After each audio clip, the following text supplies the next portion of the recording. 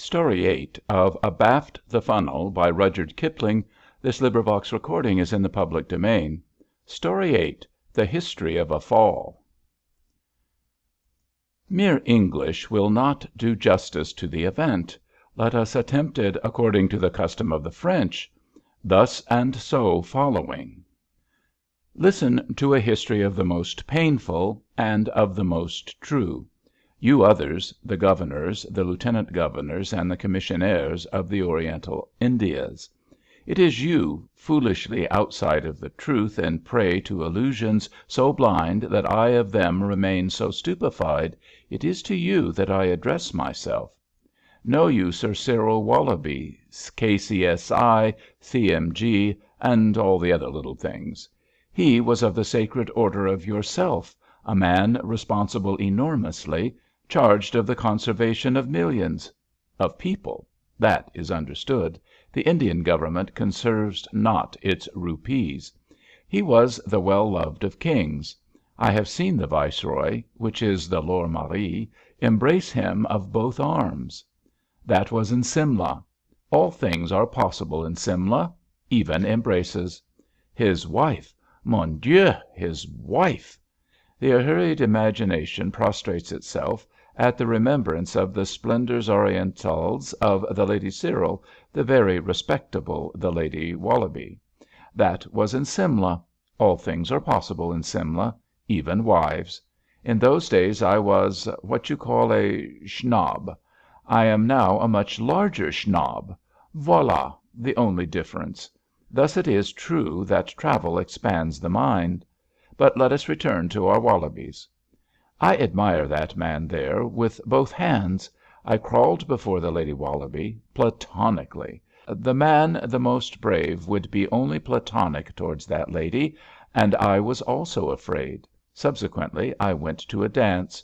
The wine equalled not the splendor of the Wollobies, nor the food, but there was upon the floor an open space, large and park-like. It protected the dignity Wollobiscamie. It was guarded by aides de camp, with blue silk in their coat-tails, turned up, with pink eyes and white moustaches to ravish, also turned up.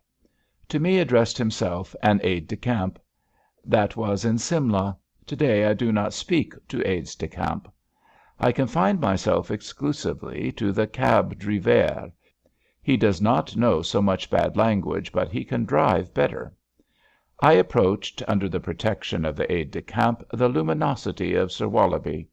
The world entire regarded. The band stopped, the lights burned blue, a domestic dropped a plate.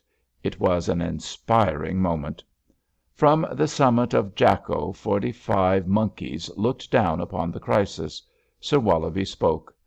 To me in that expanse of floor, cultured and park-like, he said, I have long desired to make your acquaintance. The blood bouilloned in my head. I became pink. I was inaniated under the weight of an embarras insurmountable.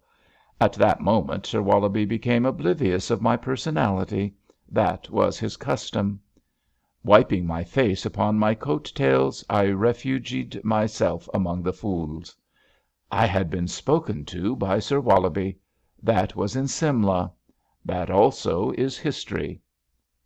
Pass now several years to the day before yesterday. This also is history, farcical, immense, tragicomic, but true. Know you the Tottenham Cart Road? Here lives Maple, who sells washing appliances and tables of exotic legs. Here voyages also an omnibus proletariat, that is to say, for 1 penny. 2d is the refined volupté of the aristocrat. I am of the people. Entre nous, the connection is not desired by us. The people address to me epithets entirely unprintable. I reply that they should wash. The situation is strained. Hence the strike docks and the demonstrations laborieuses. Upon the funesta tumbrel of the proletariat I take my seat. I demand air outside upon the roof. I will have all my penny. The tumbrel advances.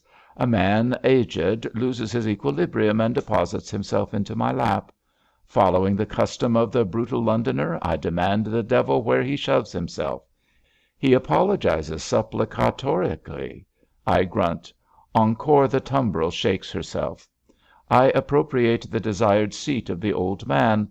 The conducteur cries to loud voice, "Fare, guv'nor!" He produces 1 penny. A reminiscence phantasmal provokes itself. I beat him on the back. It is Sir Wollobie, the ex everything. Also the ex everything else. Figure you the situation. He clasps my hand. As a child clasps the hand of its nurse. He demands of me particular renseignements of my health. It is to him a matter important. Other time he regulated the health of 45 millions. I riposte. I inquire of his liver, his pancreas, his abdomen. The sacred internals of Sir Wollobie. He has them all. And they all make him ill. He is very lonely. He speaks of his wife. There is no Lady Wollobie, but a woman in a flat in Bayswater who cries in her sleep for more curricles. He does not say this, but I understand. He derides the Council of the Indian Office. He imprecates the Government. He curses the journals. He has a club. He curses that club. Females with teeth monstrous explain to him the theory of government. Men of long hair, the psychologues of the paint pots, correct him tenderly, but from above. He has known of the actualities of life, death, power, responsibility, honour, the good accomplished, the effacement of wrong for 40 years. There remains to him a seat in a penny bus. If I do not take him from that. I rap my heels on the knife board. I sing tra la la.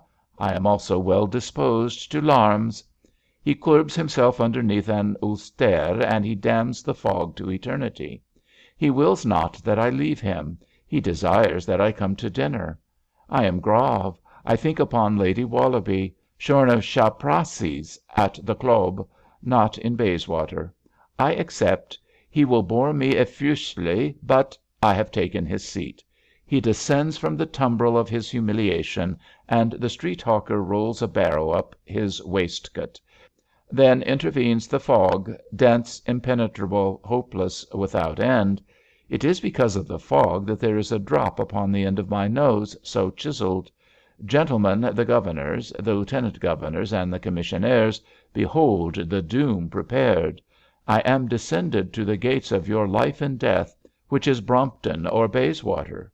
You do not believe? You will try the constituencies when you return? Is it not so?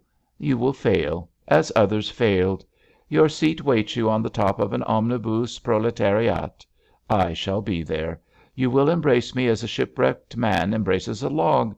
You will be damned glad to see me. I shall grin. O life, O death, O power, O toil, O hope, O stars, O honour, O lodgings, O fog, O omnibuses, O despair, O skittles. End of Story 8